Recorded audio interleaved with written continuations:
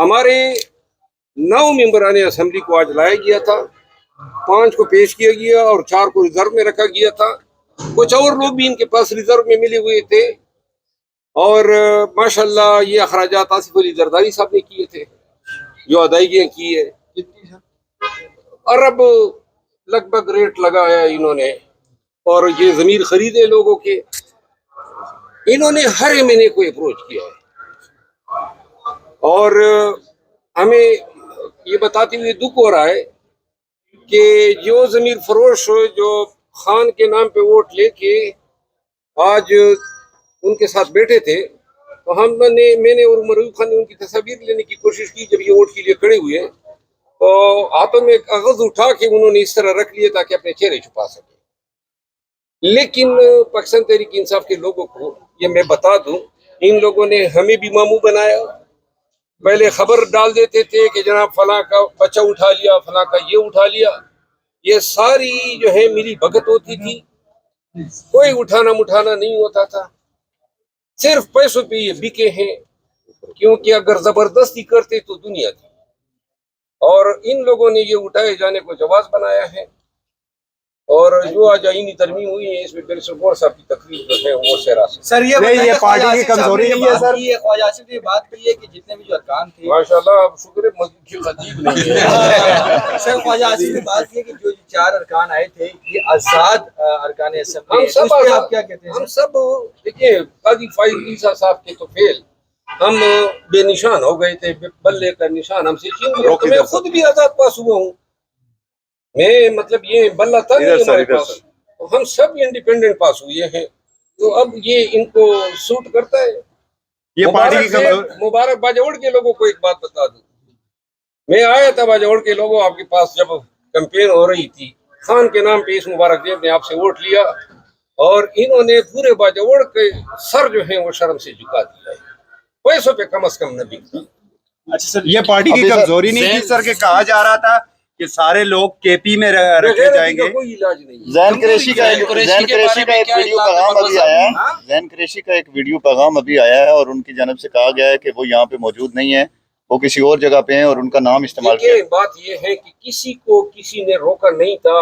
जो लोग हमारे साथ राब्ते ही नहीं कर रहे थे, फोन ही नहीं अटेंड कर रहे थे, उनकी बेगम को जब उठाया गया तो 5 मिनट के अंदर जो है उनकी सिस्टर ने जो है ट्वीट चला दी। इसका 4 दिन तक पता नहीं चला। लेकिन जैन कुरैशी साहब जो है इस हवाले से ये तमाम एक तरफ, और जैन कुरैशी की बात हमें सबको परेशान कर रही है। जब तक हम उससे मिले ना, उसका मौकिफ न सुने, शवाहिद जो है उसके खिलाफ जा। इनका क्या करना है आप जो मुनारिफ हो चुके हैं? मुनारिफ जो हो चुके हैं, कानून और आइन कहते हैं ना, ये डिसीट हो जाएंगे। लेकिन सर और रेट कितना लगा है सर? क्या है? और मजे की बात बता दूं, आप भी एक्सेस हुए सर, आपने कहा सब जी मुझे भी इन्होंने अप्रोच किया किसी जरिए के और बोली लगाने की कोशिश की। कितनी है सर? ऑफर क्या थे? देखिए 1 बिलियन जो है उन्होंने कहा था जी ये सबको हमने ऑफर किए, लिहाजा पैसे जो है ये जमीन फरोशी है। और ये इन्होंने शायद ही किसी को अप्रोच नहीं किया। हम सब आपस में बैठ गए ना, कोई ऐसा था नहीं, शायद ही कोई एक्सेप्शन होगा। मरवत साहब, आपके तल्लुकात बड़े अच्छे हैं, आप उन मसाइल से नहीं गुजरे जिनसे वो लोग गुजर रहे हैं, तो आप उनसे मिले बगैर कैसे ये कह सकते हैं? जो चंद लोग तो चलो यहाँ पे सामने आ गए हैं, चंद लोग जो हैं। मेरे कोई ताल्लुकात नहीं है, मैं वकील हूँ, तो लिहाजा मुझे किसी से ताल्लुकात रखने की जरूरत ही नहीं है। एक मिनट, कोई दबंग सबंग नहीं है। बात सुने, ये लोग जब क़यादत गिरफ्तार थी, इन सब का मैं वकील रहा हूँ, 90% लीडरशिप का। इधर से जो है भाई लोग निकल जाते थे, पीछे मैं दाखिल हो जाता था।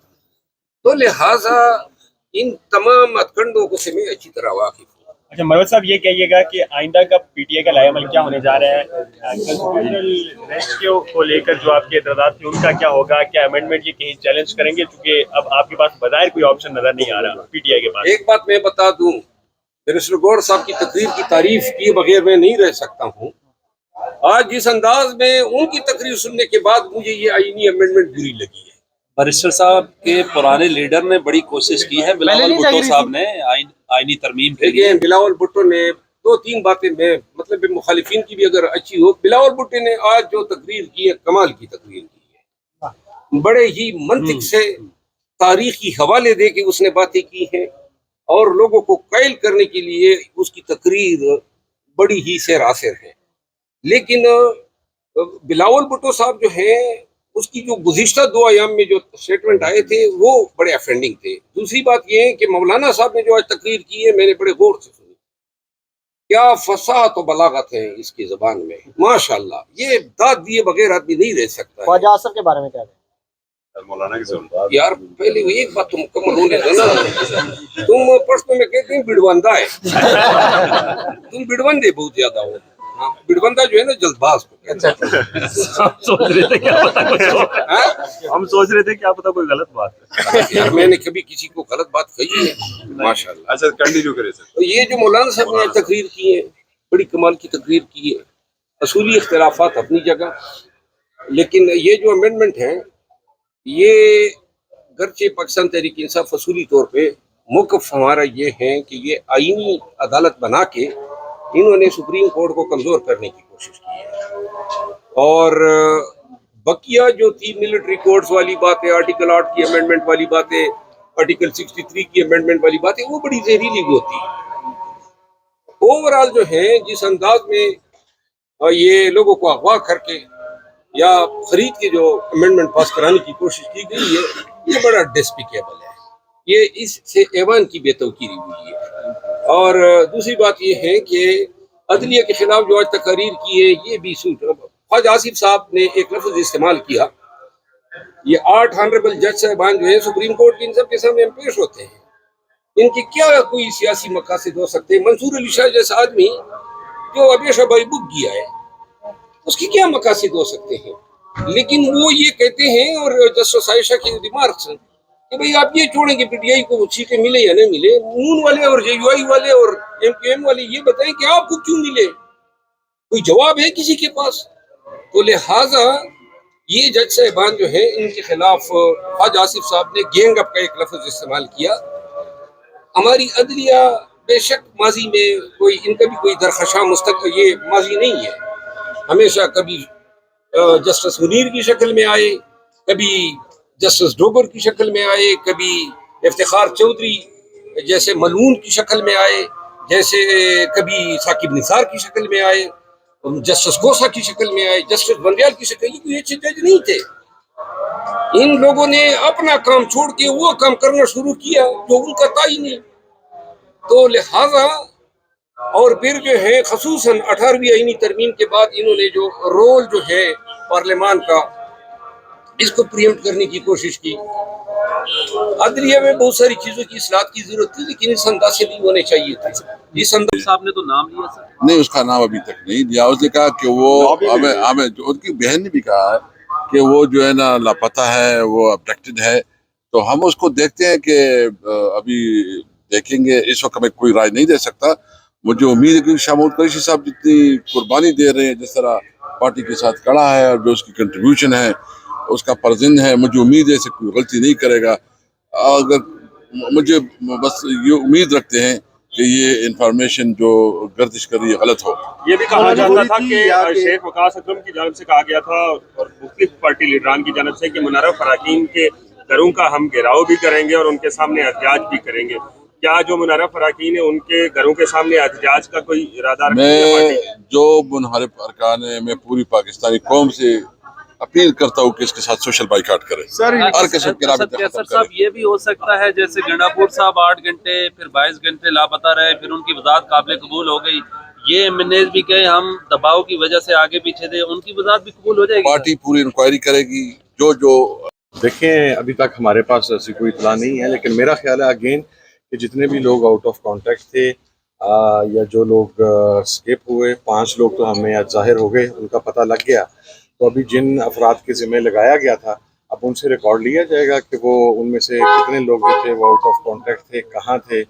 اور پھر شاید میرا ذاتی اسسمنٹ ہے پارٹی ثبوت مانگے گی کسی نہ کسی سے، اگر کسی کی بات میں کوئی صداقت ہو اس کے اوپر فیصلہ فائنل میرا خیال ہے عمران خان صاحب نے. سر یہ چیز اپوزیشن لیڈر عمر ایوب نے کہا ہے کہ ذہن قریشی موجود ہیں، آپ کہہ رہے ہیں ایسی بات نہیں لگتی. نہیں، وضاحت تو گنڈاپور صاحب نے بھی دی تھی کہ وہ ٹرائل 3 کے ذریعے کے میں کسی کی وضاحت کو قبول یا نہ کرنے کی بات نہیں कर रहा, मैं सिर्फ ये कह रहा हूँ कि हमें जो 5 अफराद आए हैं हमें तो वही नजर आए हैं ना। अब बाकी तो जाहिर है वो जो इंक्वायरी कमेटी बैठेगी वहाँ पार्टी इंक्वायरी करेगी, उसमें पता चले लगेगा। सर ये बता दें कि एक आप सियासतदान भी हैं, आप शऊर भी रखते हैं। एक आदमी जो कल से जिसके बात चल रही है वोट देने की, वो आज सुबह 4 बजे कोई तकरीबन 24 घंटों के बाद ये कह रहा है कि उसको टीवी देखकर ये पता चला कि वो वोट देने के लिए आया यहाँ पर, तो उसकी वजाहत कर रहा है। इसको आप किस तरीके से देखेंगे? देखिए उनकी तरफ से जो भी वजाहत आई है, मैंने अब हम पहले भी ये डिस्कशन कर रहे थे कि अभी तो हमने सुनना है कि वो क्या कहते हैं, मगर मैं बहरहाल इस बात पर मुत्तफिक हूँ कि this was not the time. Dogar साहब, अगर शाह महमूद कुरैशी साहब के साहबजादे डूब गए तो फिर पाकिस्तान तहरीक इंसाफ के कैसे आपके? नहीं, मुझे इस बात पर यकीन नहीं है। शाह महमूद साहब की बड़ी कुर्बानियाँ।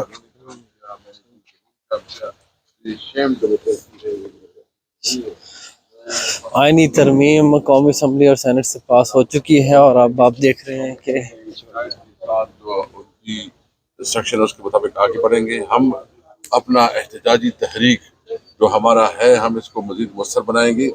अब हमारी जो असम्बली होगी वो अवाम में असम्बली होगी हमारी। असद कैसर साहब कोई लॉन्ग मार्च, कोई धरना, कोई प्रोटेस्ट? अब जो भी होगा हम पार्टी में मशावरत करेंगे और हम दीगर पोलिटिकल पार्टियों से जो जमहूरियत पे यकीन रखते हैं, जो पार्लियामेंट से बाहर है, उनको भी इत्मीनान में लेंगे।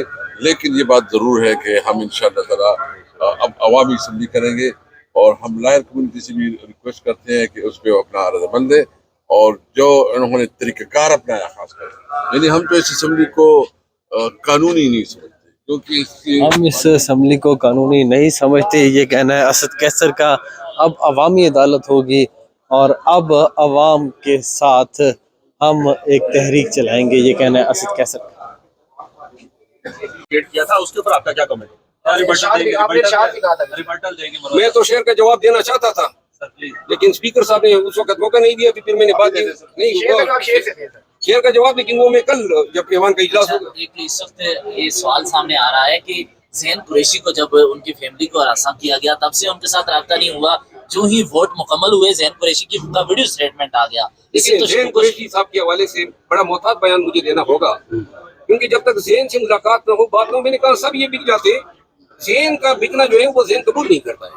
तो मौलाना साहब काजी फायद ईसा साहब तो जा रहे हैं सर, बड़ी कोशिश की, बड़ी वैसे मुझे ये लगता है कि सारे प्रोसेस में हमारे PMLN के दोस्तों ने काजी फायद ईसा को भी मामू बना ही लिया, क्योंकि उनको बताया गया था कि शायद आपको कॉन्स्टिट्यूशनल कोर्ट का चीफ जस्टिस बनाएंगे। आखिर में 11th आवर में प्लान चेंज हो गया। काजी साहब ने बड़ी रास्ता बड़े नेक जज हैं, बड़े मुत्तकी। कहा करता था वो तो मैं 7 महीने पहले इसके हवाले से प्रेस कॉन्फ्रेंस कर चुका हूँ। ख्वाजा आसिफ साहब ने ये कहा है कि वो बड़े इस तरह के अदलिया में कोई जज आया नहीं है। बिल्कुल नहीं आया है। जस्टिस मुनीर का रिकॉर्ड भी इन्होंने तोड़ दिया है। नहीं, मैंने उधर भी उनको भी जवाब दे दिया था, शायद आप लोगों ने बार-बार इंटरप्ट कर रहे थे उम्र की तदबीर के दौरान, तो आपने ऐसा क्या कहा कि वो खामोश हो गए? हनीफ अब्बासी साहब जो है बस रिकॉर्ड करता है मेरा, और मैं मतलब ये है कि चूंकि फिड्रीन केस में उनको नाजायज मुलविस किया गया था, मैंने ये बयान दिया था, शायद इस वजह से वो बामी एहतराम की बात हो। मौलाना फजल रहमान आ रहे हैं, कोशिश करते हैं मौलाना फजल रहमान से गुफ्तगू करें और उनको कैप्चर कर सकें। आईनी तरमीम मंजूर हो चुकी हैं। सदर मुमलिकत ने अरकान कौमी असम्बली और सेनेट के एजाज़ में नाश्ते का अहतमाम भी किया।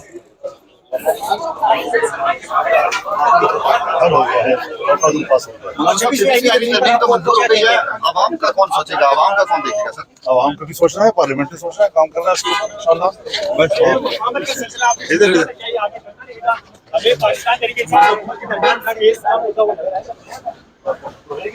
अंदर की एकजुटता और एक अच्छा सियासी माहौल जो है उसको तशकील दिया जाए। इमरान साहब, मौलाना साहब जी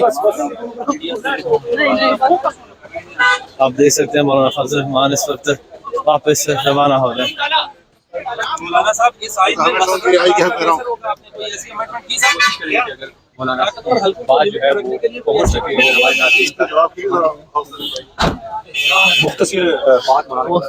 की गई है। मौलाना फजल रहमान अब ऐवान से वापस रवाना हो गए हैं। ये वो मनाजिर थे जो हमने आपको दिन भर कौमी असम्बली से दिखाए। मौलाना फजल रहमान अब वापस रवाना हो गए हैं। आइनी तरमीम पास हो चुकी हैं और आप सदर ममलिकत के दस्तखत के बाद वो आइन का हिस्सा बन जाएंगे। मोहम्मद अली खान मुसलसल आपको रिपोर्ट कर रहे थे दिन भर से आइनी तरमीम के हवाले से, फाइनली पास हो गई है। मोहम्मद अली खान को दीजिए इजाज़त। अल्लाह हाफ़िज़।